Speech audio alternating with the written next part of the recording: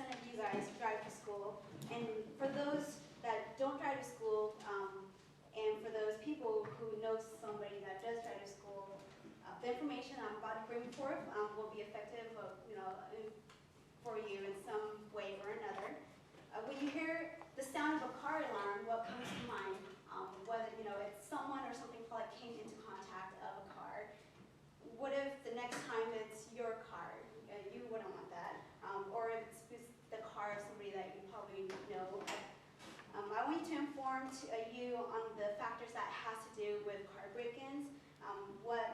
When does a car break-in usually happen?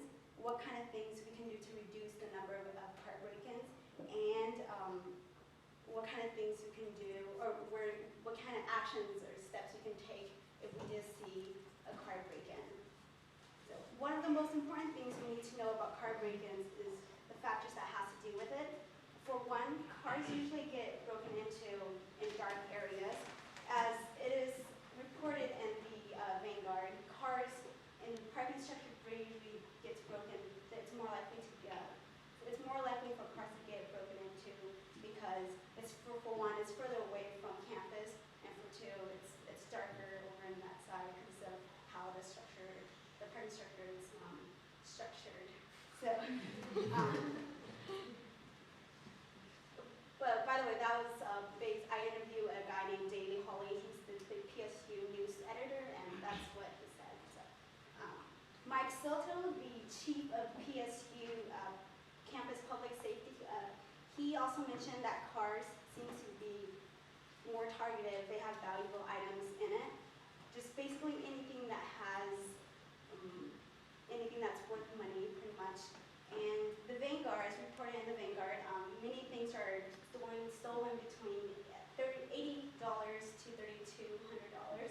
And for example, the items that are usually stolen from cars, as listed in the Vanguard, are such as wallets, purses, debit cards, money, gas cards, CDs, stereos, just laptop, textbooks, any type of electronic devices, and anything that's valuable. Not do we only need to know about where cars are usually broken into and what kind of factors that goes into it, but it is also crucial to know about the time of day when cars are usually broken into. The Vanguard reported that the most break-ins usually happens around 5 o'clock, and I have a bar graph here, actually. Can you turn off the lights, please? Okay, so here that's about 33% that usually happens at 5 o'clock, and then it kind of slows down between around 8 to around 6 in the morning, because usually during that time there's not a lot of cars in the parking structure. So then, yeah, so lights back on, please. And the lack of traffic also attracts thieves to break into cars as well. As reported in the Vanguard, in Structure 3, as I mentioned, 53% of cars break-ins usually happens at 5 o'clock, around that time, 5 p.m., and 3% of car break-ins it usually happens in parking structure 2 because there's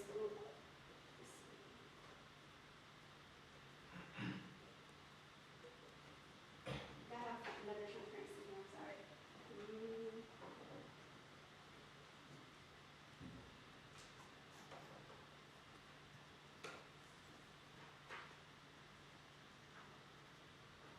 Okay, turn the lights back on, please.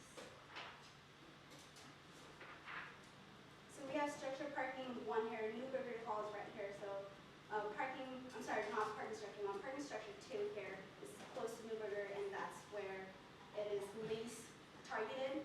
Parking structure 3 is all the way out here, and this is the main area where most of the students are. So that's why parking structure 3 is also more targeted. That's one of the other reasons why.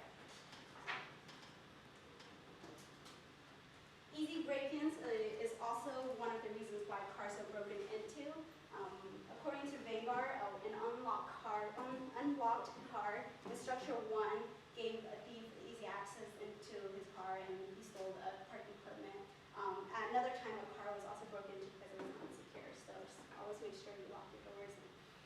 Knowing these factors that goes into car breakings will also help us reduce the chance of our cars being broken into. According to the PSU Public Office, some of the ways we can reduce the chance of our cars being broken into are such that we should not leave our valuable things in it, and not leave it visible.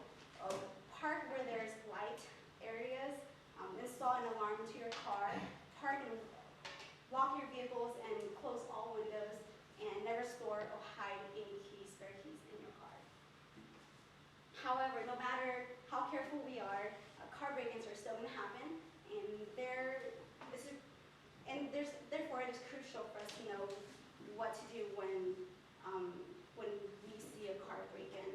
Mike Soto, again, he stated that the actions that we could take are either call campus security, or we can, let's see, I have transparency again here, and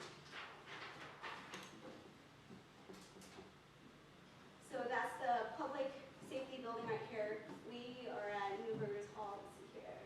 Newburgers Hall is right here, and so the public safety is like down to, and so it's out that way.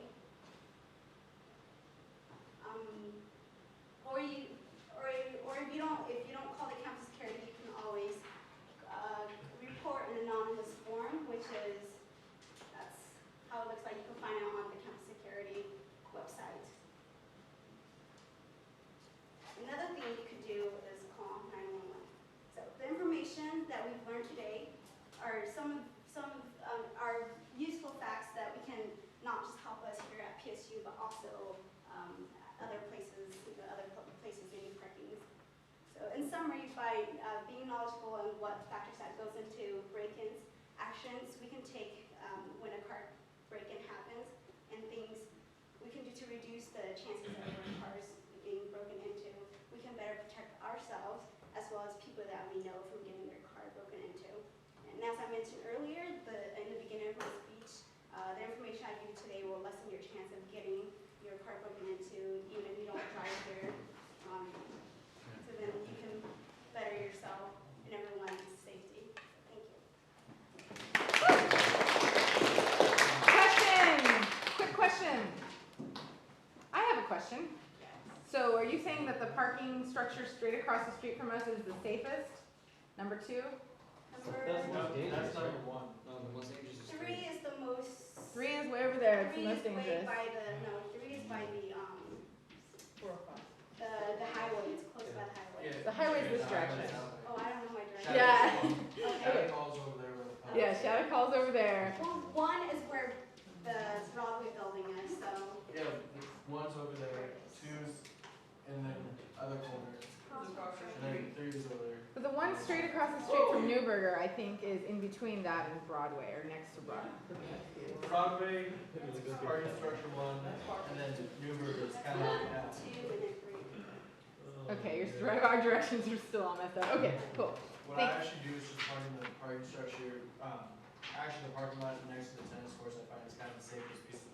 Right there's the public safety office. Nobody really wants to do anything around there. Okay, so strengths and weaknesses.